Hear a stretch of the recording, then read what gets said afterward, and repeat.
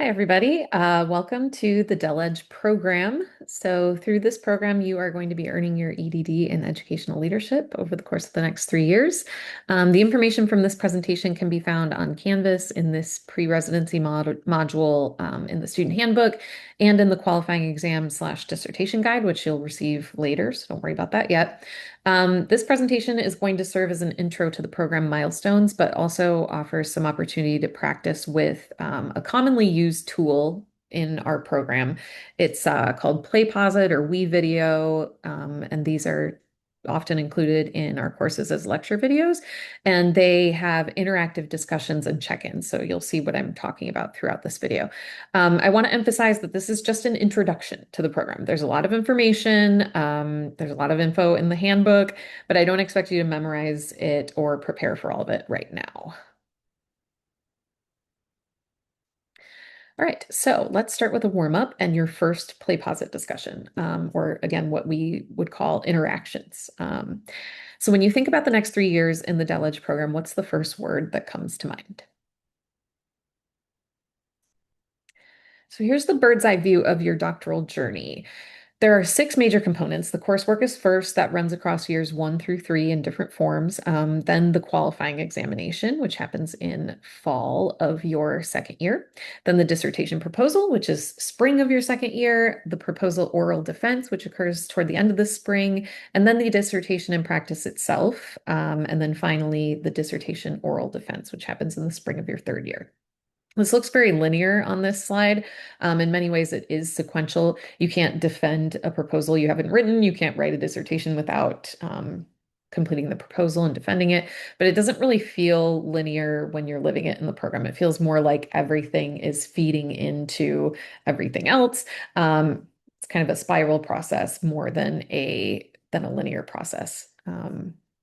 And the connection may not always seem obvious at first, but in retrospect, you will often see those clear connections. What I can tell you with confidence is that nothing in this program is meant to be busy work. Every assignment, discussion, course, paper, everything you do in year 1 is building towards something you'll need in year 2 and year 3. We'll come back to that idea a few times today because I think it's important for you to be thinking about from the start. The program is 60 units, it's 3 years. Years which will alternately feel very long and very short. But when those 3 years are over, you will have your doctorate. So your doctoral journey begins right now with this pre-residency course that you're in. And then with your first course, EDD 701, which begins online and then picks up in person this summer at your first summer residency. Residency 1 is 5 days on campus with your full cohort. You'll meet some faculty face to face. You'll get oriented to the program structure. You'll start doing some intellectual work together and some community building together. You'll start thinking about your problem of practice, which is the foundation for everything you'll really do in the program toward your dissertation. And you'll build relationships with your cohort during those 5 days that will sustain you through the 3 years and through the online coursework. The summer is full. Year 1 summer can be tough, but we're trying to set you up for success. Once you're into the fall, you're in the full rhythm of asynchronous coursework, core courses in educational leadership and equity, and in research methods. Every single thing you do is going to be building toward your qualifying exam and your dissertation, and it's aiming to support you in being an educational leader for equity and justice. So even when you're kind of mired in preparation for milestones and dissertation, don't forget that that's the overarching goal, right? Throughout the first year, you should be reading in your area of interest, not just in your coursework, but also outside of it. So you're building your expertise, because not every piece of reading that you'll need to do to really understand your topic and problem of practice will be included in coursework. Sometimes you will have to work outside of that. In the spring of year 1, you'll submit a dissertation chair request form, and I will talk more about the committee, et cetera, in just a moment. But your chair is going to be your primary mentor through your second and third year, so through your qualifying exam and dissertation work. Most times, the qualifying exam chair is also your dissertation chair, but that's not always the case. It depends on faculty availability and student preferences and topic areas and areas of expertise and all of that. You'll get more information about how that works in the residency and then in the following year. For now, just know that that's coming down the line. Start paying attention to the faculty that you're interacting with, both in courses and outside of that, outside of the program. So while you're in year one, you don't need to have your dissertation committee, your qualifying exam committee figured out, but it's not too early to start thinking about it and paying attention. So get to know the DELEJ faculty through your courses, through the residency, any office hours. Get to know faculty at CI outside the program who might have expertise relevant to your topic. So reach out to people. Think about practitioners in your area of interest. So people who have been working in the field, who hold a doctorate, who might be able to bring a real world lens to your committee. You don't need to, fill out a committee form or do anything with this yet. We'll get to that later. Just be curious, be paying attention. When you get to the fall of year two, that's when you'll finalize your committee. So you'll do your chair request in the spring of your first year. Then you'll confer with your assigned chair on the composition of your committee, and you'll submit a committee approval form in the fall of the second year. The requirements are your chair must be a tenured or tenure track faculty member at CI and also has to be a member of the DELEJ program's core faculty. I will give you a list of that in the spring of your first year. Your second committee member must also be a tenured or tenure track faculty member at CI, and your third member must be a professional practitioner who holds a doctorate, so someone with expertise in your area who can bring a practitioner's perspective to your work. So that's your committee, 3 people. They have specific roles, and you'll confirm that in the fall of your second year, and your chair will help guide you through that process. Before your second year officially begins, you'll have your second residency. That's again in person, summer of your after your first year. This one will be focused specifically on preparing you for the qualifying exam. So what that is, what's expected, how to approach it, think of that as kind of your launch pad for what can be a very demanding year. So in the fall of year two, that's when you do the qualifying exam in one unit of EDD 720. It has 2 components. The first is a written exam paper. The paper is asking you to really synthesize the research and the practice that you've been doing across year one. It's organized around your problem of practice. So you'll develop a problem of practice statement, situate it in the literature, and begin to articulate some preliminary research questions. It's not a surprise topic, so this is something that you'll be doing throughout year one. And then the second component is an e-portfolio. You'll select 4 of the program learning outcomes, choose one artifact from your coursework that represents your learning in each program learning outcome, and then you'll write brief reflections, about 250 words, that contextualize that artifact and evaluate your personal growth and your learning within those learning outcomes. The paper you write for the qualifying exam becomes the foundation for chapters 1 and 2 of your dissertation. So you're not just writing this as an exam to hit a milestone and get through a hoop, you're writing the beginning of your dissertation. Then in the spring of your second year, you take another unit of EDD 720 and you move into the dissertation proposal stage. You're building directly on the qualifying exam paper, you're taking what you started there and expanding it into a full research plan.